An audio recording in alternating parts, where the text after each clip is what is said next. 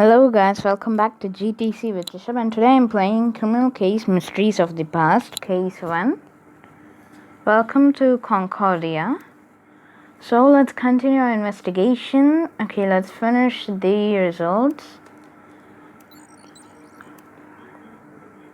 Okay, Evie. Rishabh, I'm positively delighted to meet you. I'm Evie Holloway, the squad's archivist.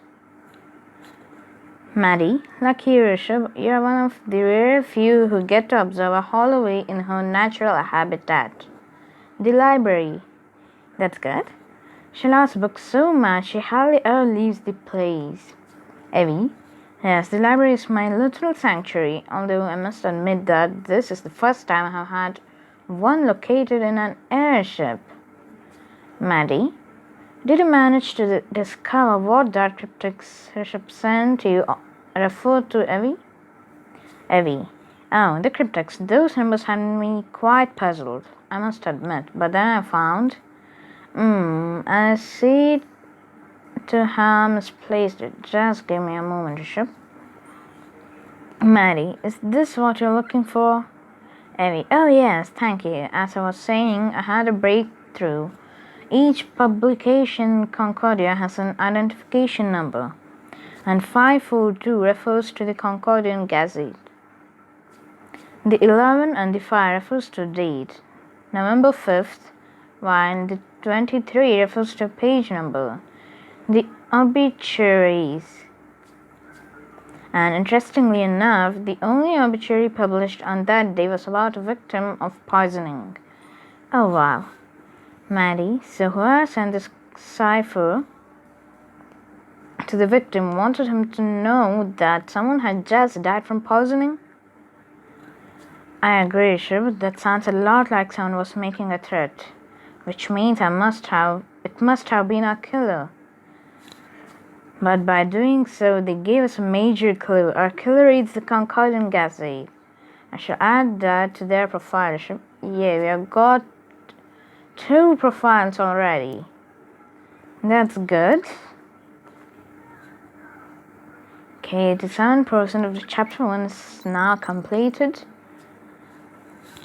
And so now let's talk to another suspect. Okay, let's talk to the Seamus O'Neill.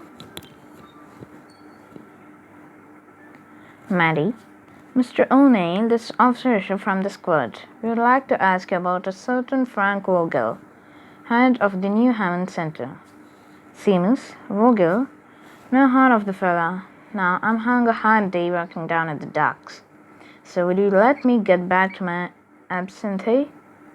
Maddie.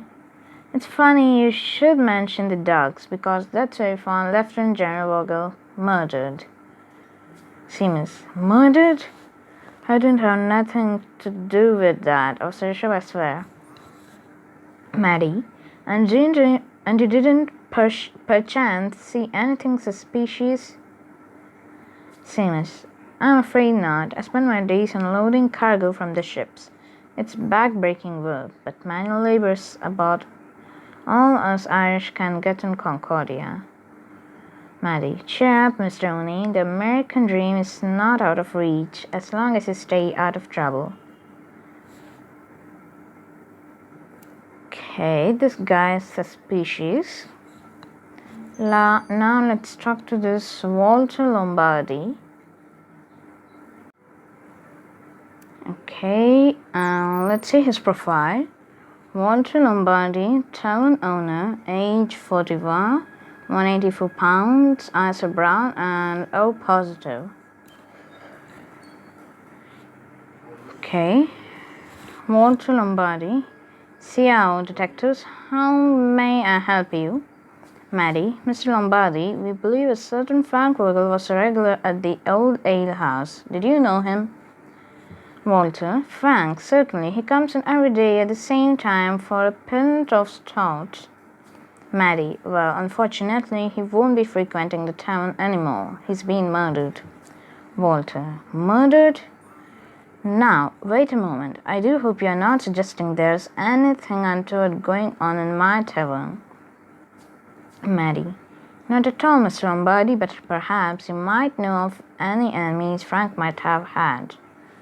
Walter, I hadn't a clue who would have hurt him. He wasn't like some of the ruffians we get in here, starting fights and the like. He kept to himself. Maddie, thank you for your time, Mr. Lombardi. We'll let you get back to work. Later on the airship, Maddie, with all these sordid goings on, I haven't had time to give you a tour of the airship, Bishop. I must admit, the novelty of it all never wears off, and the Concordian Flying Squad is the first police force to work from the skies, you know. Wow. I also haven't had time to brief you properly about the squad's mission, but I'm afraid it will have to wait until after we have solved this murder. It's good to see that nothing phases you, though. I already identified some suspects in the murder of Frank Vogel. We met Father Dunoon on the crime scene. He claimed to be there to welcome immigrants of the boat, but could he have been there to ensure Frank succumbed to the poison instead? Could be. And then there's Harriet. Could her fresh off the boat demeanor all be an act? Okay, Evie, Bishop, I don't mean to toot my own horn, but I found the lead that will break your case wide open. Okay, what's the lead? Oh, our first chapter is completed. Okay, let's move on to the next chapter and find out what's the lead. Maddie, talk about being thrown in at the deep end, Bishop. We have barely set foot in Concordia and now you've got a murder to solve. You know, our victim was in charge of the New Hand Center where all immigrants go to be vetted before they're allowed into Concordia. We managed to establish some of his day-to-day routine, but we're going to need more information if we want to know who could have harmed him. Abby, Bishop, I found something which may be of use to our investigation. A report was filed yesterday morning, and it's about your victim. Oh, wow. Maddie, quick, give us the name of the officer who filed the report. Bishop will have a chat with him. At the headquarters of the Concordian Police Department, Maddie, Officer Rains, you filed a report concerning Lieutenant General Vogel yesterday morning? Officer Rains, indeed. I was patrolling near Main Street when I heard shouting. I turned the corner to see who was there, but it was just Vogel. Where he was arguing with had scampered off. Vogel declined to lodge a complaint, but I filed a report just in case. Maddie, thank you for your help, officer. Bishop, if our victim was involved in an altercation on Main Street, then we need to take a look there at once. Let's go. New crime scene. Main Street. Oh, he looks horrible. Welcome to Concordia, Chapter 2. Start. Let's go investigate the Main Street now.